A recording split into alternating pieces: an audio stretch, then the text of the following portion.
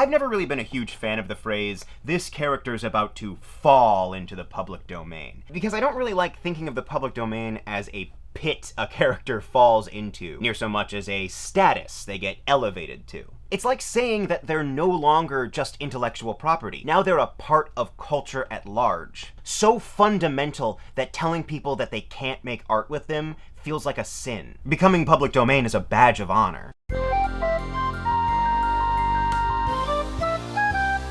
There's an infographic that's been going around lately. It's from the Voronoi app from Visual Capitalist, neither of which I had heard of prior to the making of this video. Visual Capitalist is a company that seems to be dedicated to making infographics, and just infographics. It's like reading the New York Times without any of those pesky articles getting in the way and providing context. And brief diversion before we even get started, this app, Voronoi, is kind of fascinating. It's just an endless scroll of infographics, but you can also like and comment on them, and the replies are a beautiful slurry of absolute nonsense. US TV viewing by platform. Interesting. My prediction, streaming will continue to get a bigger slice of the pie puzzle piece. Slice of the pie puzzle? Slice of the puzzle? My personal favorite is this individual, a mysterious figure known only as ChatGPT Nerd. ChatGPT Nerd is all over this app. He's speaking his mind and providing absolutely nothing of substance. World's biggest rice producers. China plus India be like rice, rice, rice, rice, rice, heart, heart, heart, heart, heart. Has pro cycling cleaned up its act? I assume it has. Tour de France. Too fast to be clean? Maybe. Maybe not. The growth of US sports betting. Sigh. More money being lost from those who lost at sports betting. You said it, ChatGPT Nerd. I don't know what you said, but you said it. He's so desperate to make his mark that he will show up literally anywhere on this app. Where automakers sell their cars. I don't really care about this stuff. Then don't comment! No one needs to hear about your apathy! If you didn't care, you wouldn't share! That sounds like a PSA. If you don't care, don't share. Frequently, they are the only person in the comment section, to the point where they'll just reply to themselves. How many whistleblowers were charged under the Espionage Act? Okay. Now that I think about it, that is kinda crazy. Who says AI isn't the way of the future? Feelings about AI. Ooh, he's gonna have some thoughts on this one. Lay 'em on me, ChatGPT Nerd.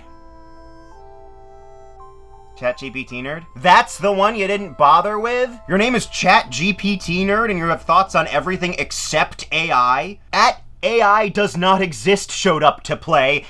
Where are you, man? Where's Mark Rober? But what I want to talk about today is this infographic, or rather, the response to this infographic. It seems like lately, every time a new character becomes public domain, there's a whole big discussion, and people end up worried that the character is going to be used in a way they don't like. They usually cite the Winnie the Pooh slasher movie, or the Mickey Mouse slasher movie, or the Winnie the Pooh slasher movie, or the Mickey Mouse slasher movie, or the Winnie the Pooh slasher movie. It's pretty much just Winnie the Pooh and Mickey Mouse, those are the big ones. Or the Grinch slasher movie. Now, I haven't seen any of those movies. In fact, only like 2 of them are even currently out, so I'm not speaking to their quality. For all I know, they're beautiful, life-changing works of art. But people tend to respond to them with a general sense of unease, and sometimes that unease extends to characters who are not in the public domain yet, but are about to be. And I understand that impulse. You really care about these characters, and you want to make sure that they're being used well. But when Winnie the Pooh became public domain, he didn't just end up being owned by people who were going to make slasher movies about him. You own him now too, everybody does. And I think that occasionally getting some movies that you don't even have to see is a very fair trade for the freedom of having anyone, anywhere be able to tell stories using these characters. I also think that people tend to overlook that good art takes time to make. When something becomes public domain, of course the first run of things that are made about it are going to be quick and easy and cheap and shocking enough to get attention. Naturally, the first couple of years are going to be full of low effort work because It's only been a couple of years. I'm not saying that somebody somewhere is definitely currently working on a Winnie the Pooh movie, the greatest you've ever seen, and we've just not heard of it. I certainly hope that's the case, but that's not what I'm saying. Good art takes inspiration, and inspiration tends to hit randomly. It could be years before inspiration strikes somebody. Then after that, they've got to make the art. They've got to write it, and workshop it, and get criticism from their friends, and then yell at their friends because they didn't like the criticisms that they got, and then apologize to their friends because they were asking for criticism, and if you wanted it, why were you surprised that you got it? If you just wanted praise, why didn't you ask for it? But I'm gonna tell you it's not gonna get any better if you just want people to suck your dick! And that all takes time. For all we know, the people who are going to make the next great Winnie the Pooh movie don't even know they have it in them yet. 2 years ago, Netflix released a new version of Pinocchio directed by Guillermo del Toro, and it's great.